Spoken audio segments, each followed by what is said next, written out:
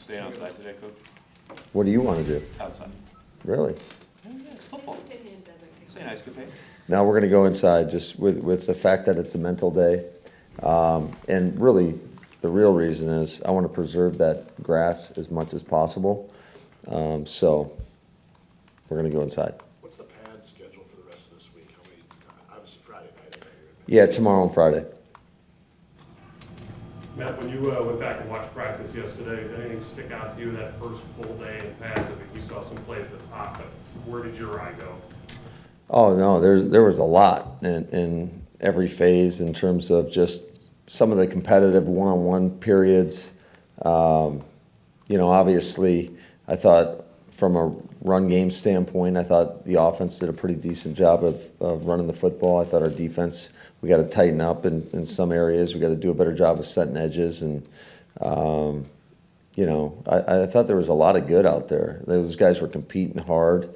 From a pass game standpoint, I thought the D-line was in the face of the quarterback the entire day, which is, it's good and bad, right? So everything's a double-edged sword, I guess, and kind of challenge the offensive line. They got to get better. You're not taking guys down, but what do you learn about defense in full pads that you don't learn in helmets and shorts?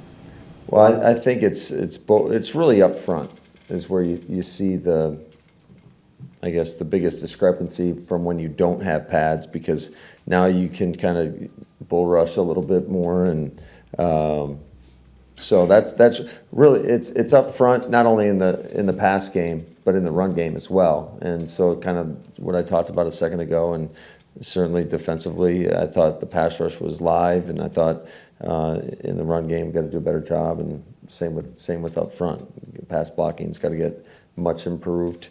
And it starts with guys knowing what to do. And there was a couple mental busts that we had that, you'd like to see get corrected. And some of that's going to happen. And it is a process, especially for some of these younger guys. But you just don't want to see guys making the same mistakes twice. And then also everybody learning from each and every rep. Brian said something interesting about how now with pads on, the physical toll going on with the mental toll, especially for young guys, can be kind of revealing. Can you kind of talk about these next week or two for these young guys to kind of blend those two together? Yeah, I mean, they're going to be more sore, right? And they're carrying more weight when they have those pads on. And I think you see the intensity of the practice gets amped up.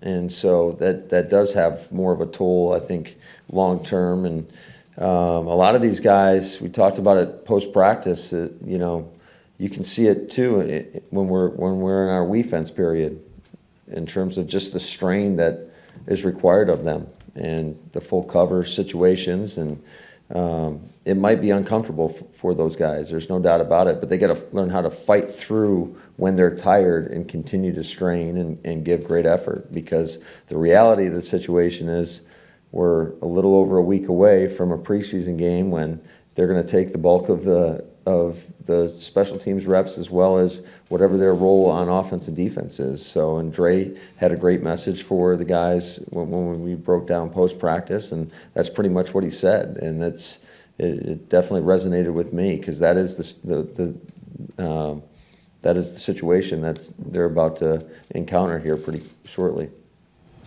You're talking about the old line needing to get better. What have you seen from Rashawn Gary early on in training camp?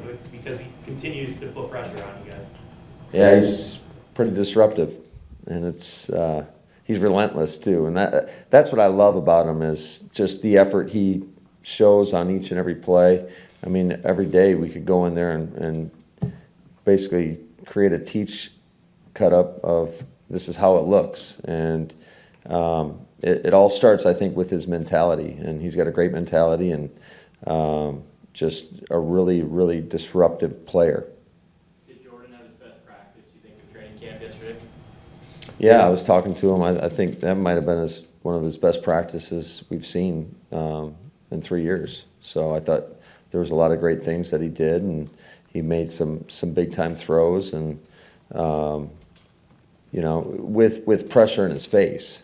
And some of those are questionable, whether or not he'd have an opportunity to get them off. But no, I thought he had a nice day.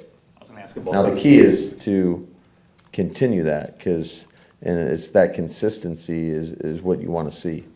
Sorry about that, Matt. I was gonna ask about the pressure too. Is there any way you can coach that, or is that just a matter of having reps? In terms of, In terms of throwing the ball to the right guy and accurately when there's guys in your face? yeah, that's always, I wish we could coach it. You can drill it all you want, but it's a little different when you're feeling real NFL players as opposed to myself or somebody else sitting in the quarterback's lap.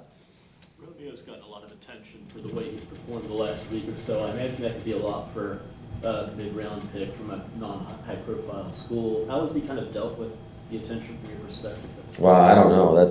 You guys must be talking about it, but I don't read your stuff, so no offense. I love all you guys, but yeah, no, he's consistent, man. He's got a great routine, and he goes out there with the right mentality, and he's done a really good job up to this point. But it's still early on. I mean, we haven't even played a preseason game yet, and so. But I like what we see in practice, and he's just got to keep stacking those days. Matt, at some point yesterday, I think it was right at the end of a team's thing going into special teams, you pulled Alan Lazard aside and you had a pretty lengthy conversation. And I don't need you to tell us what you were talking about, but what type of thing are you kind of giving pointers to, coaching up in that kind of situation where it's a vet, been in your offense a long time? What are you talking about in that kind of scenario? We're always talking with our veteran players, and just in terms of maybe it's something an emphasis that we have to get better at, or maybe he has something for us as far as maybe a play idea, or it could be a ton of different conversations. But I think that's an important part of it. We always stress communication here, and we've got a great working relationship, and I respect the hell out of him. He's a guy that puts it out there every time he goes out on the field, and he wears a lot of hats for us. So, and he's a really intelligent player, and I think you guys can see that by the way he goes out there and competes, and and he's a great leader on our offense, and in particular in that wide receiver room. Putting more time to special teams in this camp, and if so or if not, are you getting in more plays per period than you had in the past?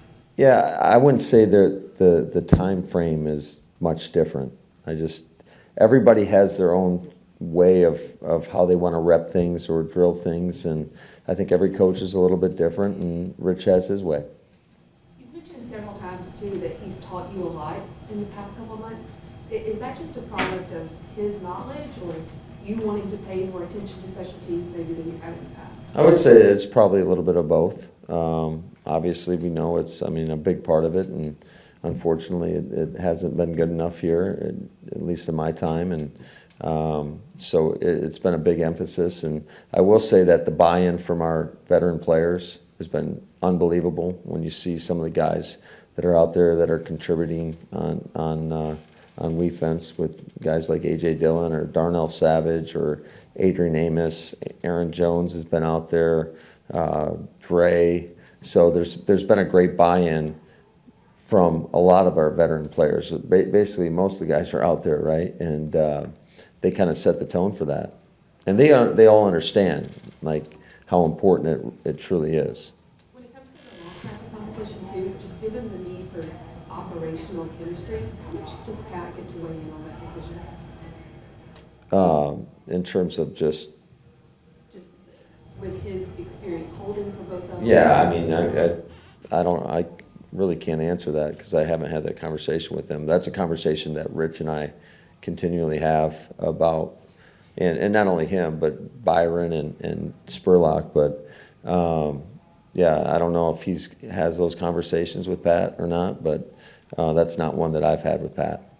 Last year, obviously, the toe injury factored into it, but Rodgers, you kind of, every week he had the 1 day off at least, kind of a rest day, goes out and gets a fourth MVP. Is that something, obviously not, if there is no injury even, that maybe just give him 1 day of kind of just body work and not have to be out there at practice? Well, I think it was more than 1 day last year. It was a lot of days. And I think Aaron would tell you that he wants to be out there and practice, and there's just a different feel when he is in the huddle.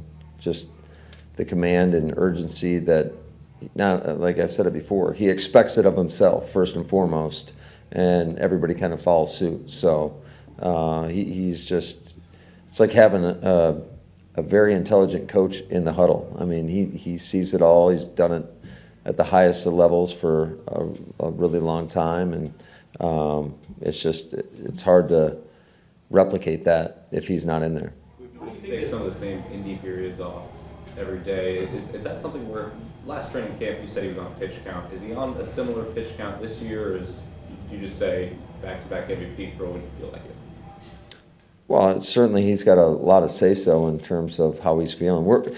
It's not only him; it's all the quarterbacks we're monitoring, because the last thing we need is a guy to have a ragged arm out there. So, but yeah, we are charting all his throws and seeing where he's at in comparison to last year, and so far we've had obviously no issues, and but it goes back to the communication, and I think that we have a lot of open dialogue within that room, and it's not only just him, it's the other two guys as well, and so we'll always listen to our players. What was the thinking yesterday with Jair, just doing individual drills? Yeah, he's just feeling a little tight, so it's all precautionary, trying to get him out there for family night so everybody can see him. Where do you think the offense is at going into day 7 of training camp? We're in install 7. I mean, it's hard to say right now, you know. Just take it on one day at a time and try to get a little bit better each and every day. And we're far from a finished product. There's a lot of room for improvement in every area. What did you see from Zach at right tackle yesterday?